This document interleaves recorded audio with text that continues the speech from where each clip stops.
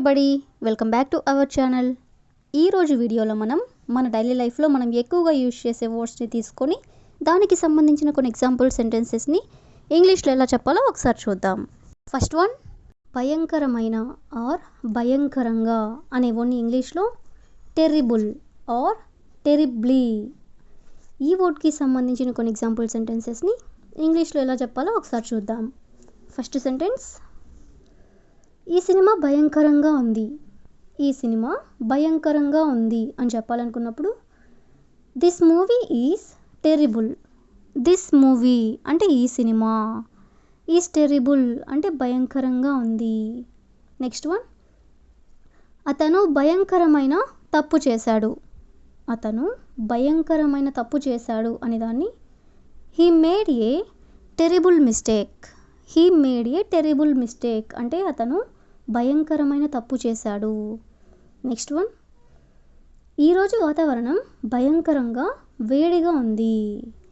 ఈరోజు వాతావరణం భయంకరంగా వేడిగా ఉంది అని చెప్పాలనుకున్నప్పుడు the weather is terribly hot today. The weather అంటే వాతావరణం, ఈజ్ టెరిబ్లీ హాట్ టుడే అంటే చాలా భయంకరంగా వేడిగా ఉంది అని. నెక్స్ట్ వన్, ఆ ప్రమాదం భయంకరంగా ఉంది. ఆ ప్రమాదం భయంకరంగా ఉంది అనే దాన్ని the accident was terrible. The accident అంటే ప్రమాదం, వాస్ టెరిబుల్ అంటే భయంకరంగా ఉంది. నెక్స్ట్ వన్, ఆమె భయంకరంగా పాడుతుంది. ఆమె భయంకరంగా పాడుతుంది అని చెప్పాలనుకున్నప్పుడు she sings terribly. She sings అంటే ఆమె పాడుతుంది, టెరిబ్లీ అంటే భయంకరంగా. నెక్స్ట్ వన్, ఆ ఆహారం భయంకరంగా రుచిస్తుంది. ఆ ఆహారం భయంకరంగా రుచిస్తుంది అని చెప్పాలనుకున్నప్పుడు the food taste terrible. The food taste terrible అంటే ఆ ఆహారం భయంకరంగా రుచిస్తుంది. నెక్స్ట్ వన్, అతను భయంకరంగా అలసిపోయినట్లు కనిపిస్తున్నాడు. అతను భయంకరంగా అలసిపోయినట్లు కనిపిస్తున్నాడు అనే దాన్ని he looks terribly tired. He looks అంటే అతను కనిపిస్తున్నాడు ఎలా, టెరిబ్లీ అంటే భయంకరంగా, టైర్డ్ అంటే అలసిపోయినట్లు. నెక్స్ట్ వన్, ఆలస్యమైనందుకు నేను భయంకరంగా క్షమాపణ కోరుతున్నాను. అంటే లేట్ అయినందుకు నేను భయంకరంగా క్షమాపణ కోరుతున్నాను అని చెప్పాలనుకున్నప్పుడు I am terribly sorry for being late. I am terribly sorry for being late అంటే లేట్ అయినందుకు నేను భయంకరంగా క్షమాపణ కోరుతున్నాను అని. సో ఈ విధంగా మనం భయంకరంగా అనే వర్డ్కి సంబంధించిన కొన్ని ఎగ్జాంపుల్ సెంటెన్సెస్ని ఇంగ్లీష్లో ఎలా చెప్పాలో తెలుసుకున్నాం కదా. నెక్స్ట్ వన్ చూడండి, అయోమయం. అయోమయం అనే వర్డ్ని ఇంగ్లీష్లో కన్ఫ్యూజన్ ఆర్ కన్ఫ్యూజ్డ్ అంటే రెండింటికి కూడా మీనింగ్ అయోమయం. సో ఈ వర్డ్కి సంబంధించిన కొన్ని ఎగ్జాంపుల్ సెంటెన్సెస్ని ఇంగ్లీష్లో ఎలా చెప్పాలో ఒకసారి చూద్దాం. ఫస్ట్ సెంటెన్స్, నేను అయోమయంలో ఉన్నాను. నేను అయోమయంలో ఉన్నాను అనేదాన్ని I am confused. I yam confused అంటే నేను అయోమయంలో ఉన్నాను. నెక్స్ట్ వన్, అతను ఏం చేయాలో అయోమయంలో పడ్డాడు. అతను ఏం చేయాలో అయోమయంలో పడ్డాడు అనేదాన్ని he got confused about what to do. He got confused about what to do అంటే అతను ఏం చేయాలో అయోమయంలో పడ్డాడు. నెక్స్ట్ వన్, ఈ ప్రశ్న నన్ను అయోమయంలోకి నెట్టింది. ఈ ప్రశ్న నన్ను అయోమయంలోకి నెట్టింది అనేదాన్ని this question made me confused. This question అంటే ఈ ప్రశ్న, మేడ్ మీ కన్ఫ్యూజ్డ్ అంటే అయోమయంలోకి నెట్టింది. నెక్స్ట్ వన్, అందరూ అయోమయంలో ఉన్నారు. అందరూ అయోమయంలో ఉన్నారు అని చెప్పాలనుకున్నప్పుడు everyone is in confusion. Everyone అంటే అందరూ, ఈజ్ ఇన్ కన్ఫ్యూజన్ అంటే అయోమయంలో ఉన్నారు. నెక్స్ట్ వన్, ఆమె మాటలు నన్ను అయోమయంలో పెట్టాయి.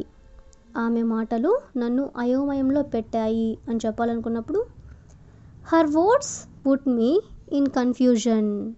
హర్ వర్డ్స్ అంటే ఆమె మాటలు, పుట్ మీ ఇన్ కన్ఫ్యూజన్ అంటే నన్ను అయోమయంలో పెట్టాయి అని. నెక్స్ట్ వన్, నేను పూర్తిగా అయోమయంలో ఉన్నాను. నేను పూర్తిగా అయోమయంలో ఉన్నాను అని చెప్పాలనుకున్నప్పుడు I am completely confused. I am completely confused అంటే నేను పూర్తిగా అయోమయంలో ఉన్నాను. నెక్స్ట్ వన్, ఈ సిచ్యువేషన్ చాలా అయోమయంగా ఉంది. ఈ సిచ్యువేషన్ చాలా అయోమయంగా ఉంది అనేదాన్ని this situation is very confusing. This situation is very confusing అంటే ఈ సిచ్యువేషన్ చాలా అయోమయంగా ఉంది అని. నెక్స్ట్ వన్, అయోమయం వల్ల నేను తప్పు నిర్ణయం తీసుకున్నాను. అయోమయం వల్ల నేను తప్పు నిర్ణయం తీసుకున్నాను అనేదాన్ని due to confusion I made A wrong decision.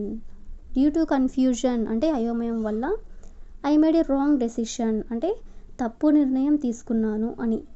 Next one, అతని ఎక్స్ప్లెనేషన్ చాలా అయోమయంగా ఉంది. అతని ఎక్స్ప్లెనేషన్ చాలా అయోమయంగా ఉంది అని చెప్పాలనుకున్నప్పుడు his explanation is very confusing. His explanation అంటే అతని యొక్క ఎక్స్ప్లెనేషన్ ఈజ్ వెరీ కన్ఫ్యూజింగ్ అంటే చాలా అయోమయంగా ఉంది. నెక్స్ట్ వన్, దయచేసి నన్ను అయోమయంలో పెట్టొద్దు. దయచేసి నన్ను అయోమయంలో పెట్టొద్దు అని చెప్పాలనుకున్నప్పుడు please don't confuse me. Please don't confuse me అంటే దయచేసి నన్ను అయోమయంలో పెట్టొద్దు. నెక్స్ట్ వన్, అతను అయోమయంలో ఉన్నాడు. అతను అయోమయంలో ఉన్నాడు అని చెప్పాలనుకున్నప్పుడు హీఈస్ కన్ఫ్యూజ్డ్. హీఈస్ కన్ఫ్యూజ్డ్ అంటే అతను అయోమయంలో ఉన్నాడు. నెక్స్ట్ వన్, ఆమె ఏమి చేయాలో అయోమయంలో పడింది. ఆమె ఏం చేయాలో అయోమయంలో పడింది అనేదాన్ని she got confused about what to do.